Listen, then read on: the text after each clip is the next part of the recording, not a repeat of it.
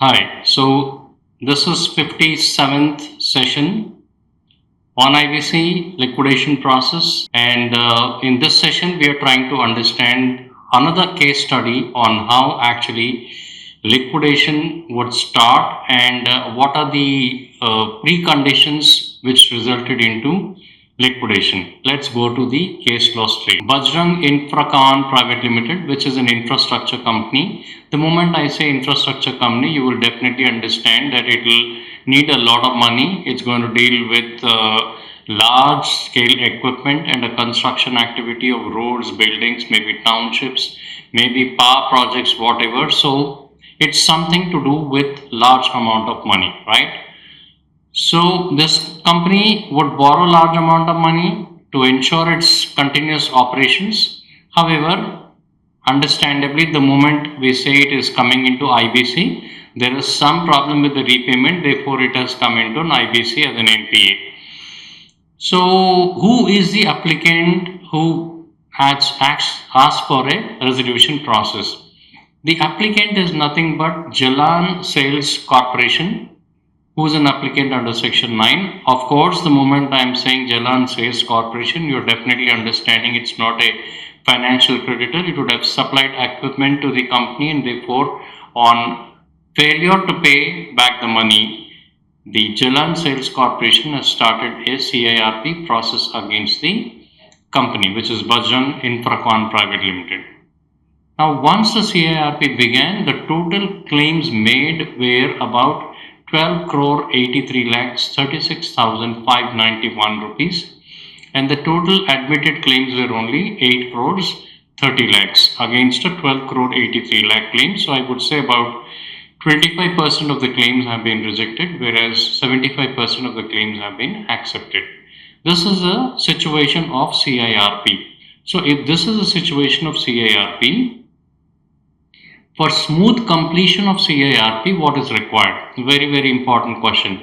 Because once you understand this, you will know as to how and when the cases will come into liquidation, right? So when I'm saying the claim amount is 8 crore 30 lakhs, obviously the resolution professional will now ask for a request for proposal, and he will ask various buyers to give their resolution plans as to how they want to resolve this insolvency scenario.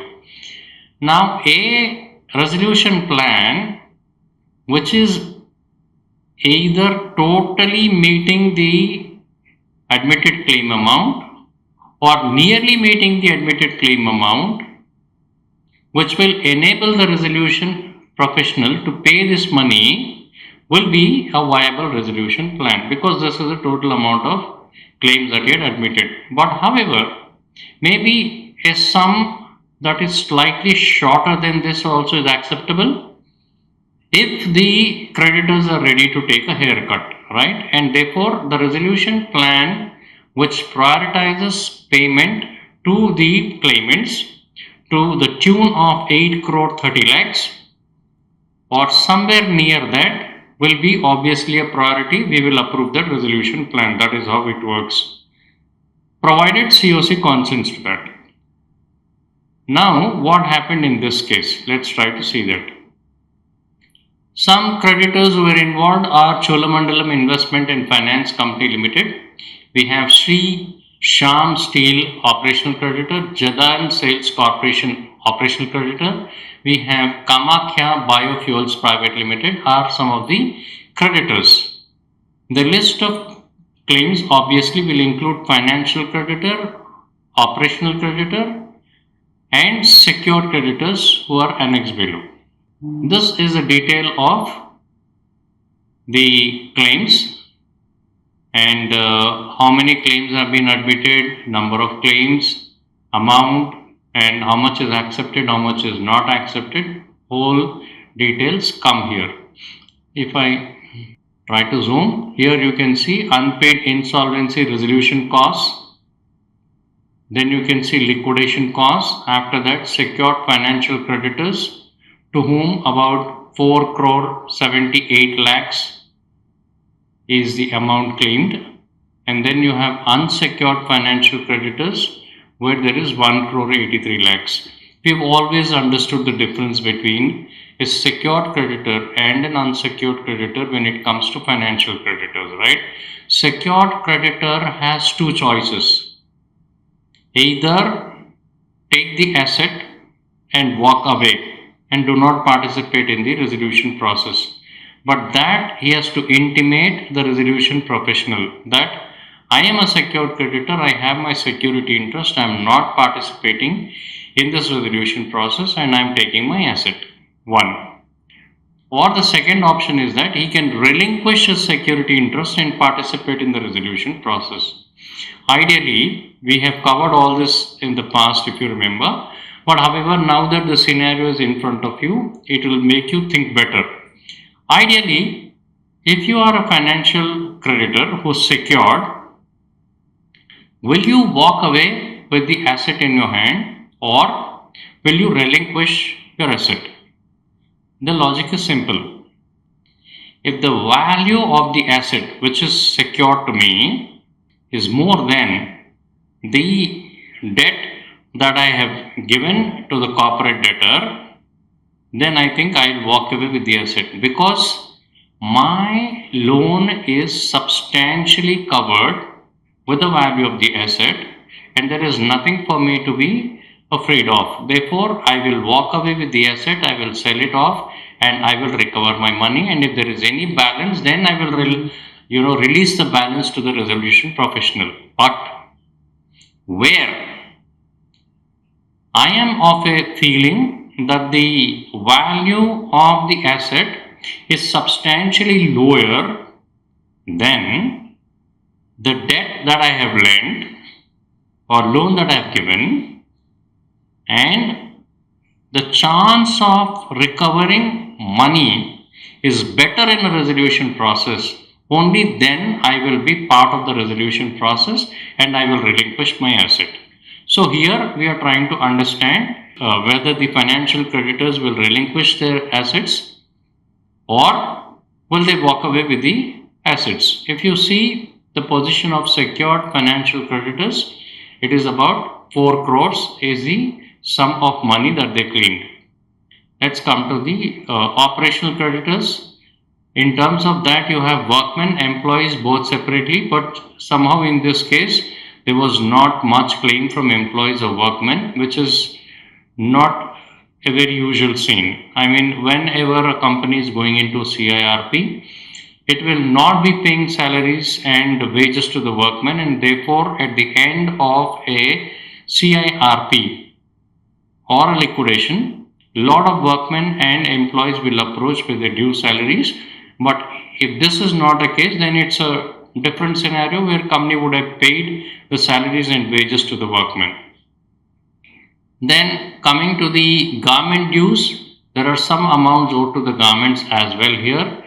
Then other than employees and garment dues, there are lots of monies owed to other parties who are neither the employees nor the labor who gets wages from the company, nor garment. All those operational creditors will come here and they have substantial amount of money owed to them. And if there is any other category, that will come here. But in this case, so we have unpaid insolvency resolution costs, which are this much. Then you have liquidation costs, which are this much. Then you have secured financial creditors, unsecured financial creditors, operational workmen and employees are 0, and then other figures are here. So this is all about the summary of claims made by different parties. Now, once the claims have been made in response to the public announcement made by the resolution professional, obviously the matter should now be resolved. The resolution is simple, that the resolution professional will actually call for proposals, and whichever proposal comes from an applicant which is nearly meeting the amount of claim money, then that is a accepted proposal. Unless there are multiple proposals which are nearly the same, the resolution professional might choose what is going to result in payment of claimed amount to the claimants. That proposal is definitely viable. But in this case, what happened? The resolution process failed. So why did it fail is the question. It failed due to a lack of viable resolution plan that could satisfy the creditors and revive the company. Now, see, I have seen in lot of cases also, as a lender, when you have lent massive amounts of money to the borrower, when it comes to resolution profession or when it comes to the resolution process, you are looking at recovery of the substantial amount of money to you, right? But in case where a resolution process is not resulting in such substantial amount of money to you, where let's say even 10% of the money that you lent is not being recovered, there is no resolution plan which is better than that, then in that case, I think the lenders would always like to go in for liquidation rather than accept a resolution plan that is not viable. So the very interesting question is the idea of viability of a resolution plan. If you and I are lender, let's say for some time you are a lender and you have to get about 100 crore from a particular corporate debtor. What kind of a plan, resolution plan, will impress you? What do you think is a viable resolution plan? So in my mind, I will always think that if I am a financial creditor, I have lent about 100 crores of fund, and if there is a resolution plan going on, and if the plan is resulting in me recovering at least 60% of my loan, like 60 crore, then I think it's a viable resolution plan. Unless the assets or their value has gone up phenomenally. Sometimes what happens is the asset value will go up phenomenally. So in which cases it can be a profitable resolution for you. When the assets are sold, you might get more money than what you've lent. That is the most viable resolution plan. I am not saying that happen ever. But if it is not happening, then what is the next best resolution plan? Is that which minimizes your loss. But if your loss is 95% or if your loss is 90%, then such resolution plans are never acceptable. They are called as non-viable resolution plans. If a resolution plan is non-viable, then what is the next thing? Obviously, the next thing is we might make another attempt to get a better resolution plan. And if second attempt also fails in getting a better resolution plan, then obviously the next option is only to go to liquidation, because resolution professionals are bound by the timelines. They cannot keep on attempting forever. So in this case, the resolution process failed, and therefore now it is a matter for liquidation. Name of the RP was Ujjwal Kumar Kalita, and the liquidation then commenced on 28th December 2024. Now understand this, RP had made his best efforts. He could not resolve it satisfactorily to the claimants. Therefore, now the RP has recommended that it should go into liquidation.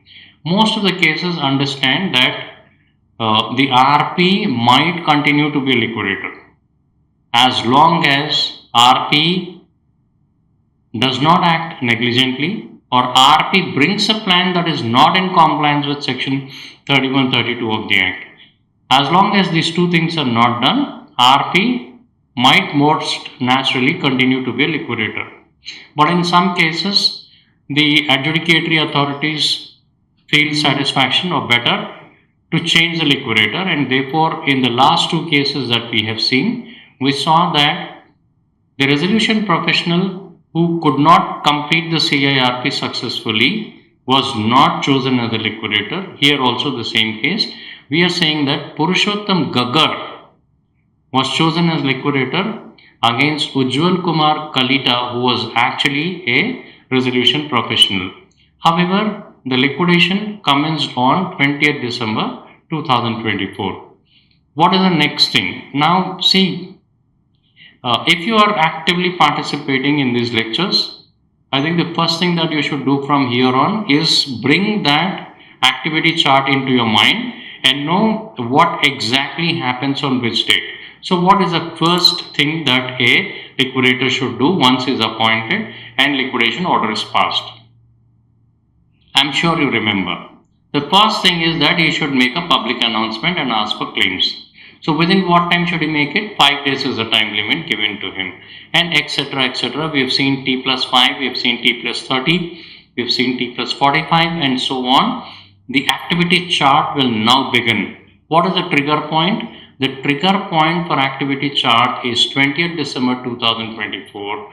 Appointment of liquidator had already happened, and therefore now liquidator should take over and start his action. So accordingly, liquidator has made an announcement on 26 December 2024, and he has published an auction notice on 28 March 2025. Assets constituting the liquidation estate, very important. See, as we've been discussing in the past also, what will be a liquidation estate? What will the liquidator sell and what will he give to the lenders is an important question. We have seen in this case that the claims admitted were 8.5 crores. And if the claims admitted were 8.5 crores, the bankers or the institutions were not satisfied with the resolution plan. Hence, the resolution was not viable, and therefore we went into liquidation. Now, a very interesting question creeps up. If your resolution plan was not satisfactory and you chose liquidation, do you think liquidation will give you better result? Are you thinking? A resolution plan failed because there was no viable option. If the resolution plan was not giving you a viable option, do you think a liquidation will give you a viable option? Now look at the liquidation estate. There are only two vehicles. Where the claim is 8.3 crores, which is admitted, if you have two vehicles, I'll show you the details of vehicles also shortly. Whichever vehicles you own in this world, the vehicles will not give you 8.3 crores unless they are, Rolls Royce or bigger versions of that. So liquidation estate is small. Public announcement is already made and you receive claims. Now, auction notice was published on 28 March 2025. See, this is an extract of public announcement that he made. Bajrang Infracon Private Limited. Date of incorporation is 11/6/2013. You can see 2013 it got incorporated and it went into CIRP by about 2022-23. Within 10 years of operations, it has come to that stage. Corporate identification number of the company is published already, and address of the registered office and principal office of the corporate debtor are given here, which is Assam. And date of closure of IRP is 10/7/2024, and liquidation commencement date was 20th December 2024, within 5 months from closure of CIRP. Name and registration number of insolvency professional was Purushottam Gagar. Address and email of the liquidator as registered with the board is this. With these details, he has published a public announcement inviting claims from various claimants. Last date for submission of claims is 19/1/2025. When did he publish this advertisement? He has published this advertisement on 26 December 2024, and the last date for claims is 19/1/2025. Alright, so notice is hereby given that the NCLT Guwahati bench has ordered commencement of liquidation of Sri Bajrang Infracon Private Limited on 20th December 2024 under section 33 of the code, and hence he is asking for claims. Otherwise, the question is, who are you to ask for claims? This standard notice is very important so that you are authorized to take claims and admit them. Then the stakeholders of Sri Bajrang Infocron Private Limited are hereby called upon to submit their claims, is what he is asking. The financial creditors shall submit by proof only by electronic means, but others can send it by post, by courier, or by electronic means, or they can come in person and do. Submission of false or misleading proof of claim shall attract penalties. And lastly, in case of stakeholder who does not submit its claims during the liquidation process, the claims submitted by stakeholder during the CIRP under Insolvency and Bankruptcy Code of India, IRP of Corporate Persons Regulations 2016 shall be deemed to be submitted under section 38. So understand this. Whenever a liquidator asks for a claim, it is always good for you to submit a fresh claim with all the additions that you want. When you do not make any claim to the liquidator will only consider your claim when you made under CIRP. But remember, CIRP is a different process, liquidation is a different process. When liquidator calls for it, it is always better for you to submit fresh one. If you do not submit whatever you have submitted earlier in terms of CIRP, that will be taken as your final claim and he will proceed accordingly. So after he did this, he has to go for an auction, right? Reserve price for the assets was 31,24,000. Now are you understanding what is the scenario? The claim amount is 8 crores 31 lakhs. The liquidation estate comprises only 2 assets, which are 2 vehicles, and the reserve price for such vehicles is 31,24,000, which is the bottom price, and the person who is buying in the auction can quote anything higher than that. Now understand this. When the reserve price is 31,24,000 and if I am participating in an auction, will I quote more than that? Obviously, I might quote more than that when I feel that the vehicles are certainly more worth. If not, I will just quote this and wait. Right? Sale of assets and mode of sale. He said these assets will not be sold by a private treaty. They will be sold by e-auction. What is an e-auction? In a usual auction, what we do is the buyers will come in person, participate, and will actually throw prices while the auction is going on. In an e-auction, what happens is there's a platform that is open and all the bidders will come and sit there on their own systems and start bidding for the vehicles from their own place. And online, when we are seeing the bids being displayed, the liquidator might pick up the highest bid by the cutoff time and actually say that this bidder is successful bidder. So we said e-auction is a process. Last date for submission of EMD, I'm sure all of you understand, earns money deposit is nothing but if I have to pay 31,24,000 for 2 vehicles, am I financially capable or not? To prove my financial capability, I will give you 10% upfront. That is called as the earns money deposit. If I lose my auction, I'll get back my money. If I win in the auction, this money is adjusted towards the sale consideration. That is how it works. And date and time of auction was 22nd April 2025, 10 a.m. to 12 p.m. As on the date of recording of the session, the auction is not yet completed. Auction is scheduled 3 days later, so maybe you can always track what happened after this auction and understand how the liquidation would have resulted. So this is a e-auction notice, and look at the particulars of vehicle, right? This is one Tata LPT, which is BS6 truck, 14-wheeler, whose reserve price is 22,54,000.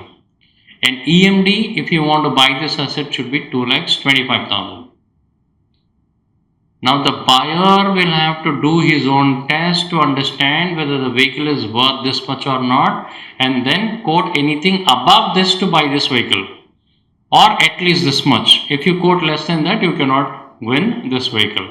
Now there's one more vehicle which is 6-wheeler truck whose reserve price is 8,70,000 and EMD again that is 10%, which is 87,000. Once you deposited this money, you can participate in e-auction. If you have quoted a better price than this, there's a chance of you winning. If you don't quote a better price, then you cannot win the auction. This is what is the e-auction notice, and basing on the price bid by the auction participants, we can decide as to how much who should get, and that entire money received from the sale through auction, that will go to liquidation estate and disbursement will happen from there. So we said submission of eligibility documents should happen before 28 March to 10th April 2024, and you want to increase your bid.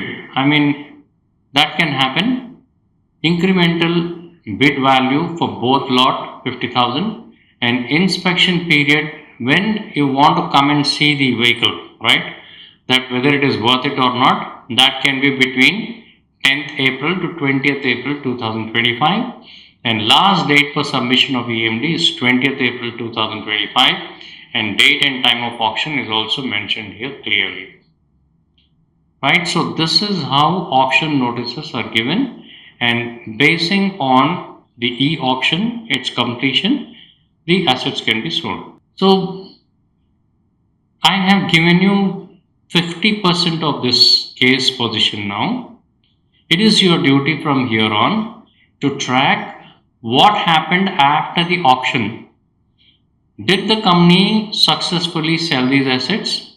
Even if it sells its assets, please note that it is only going to receive at the best about 32 lakhs against a claim of 8.3 crores. So what is your plan to settle these claimants? What ratio the claimants will get back their money? See, it is approximately about 30 rupees each. If I claim 30 rupees, I might get only 1 rupee. That is how it is looking like for now, right? So anyway, let's see what happens from this as to how much each claimant can recover from this. Of course, you must remember that the claimant's money will come only after the resolution costs and the liquidation costs are set aside. Therefore, at the end, we don't know what will remain for each of the claimant. That's yet to see. Anyway, this is another case study as to how CIRP began and how liquidation had been resulted in, and what happens after liquidation is for you to study. Thank you.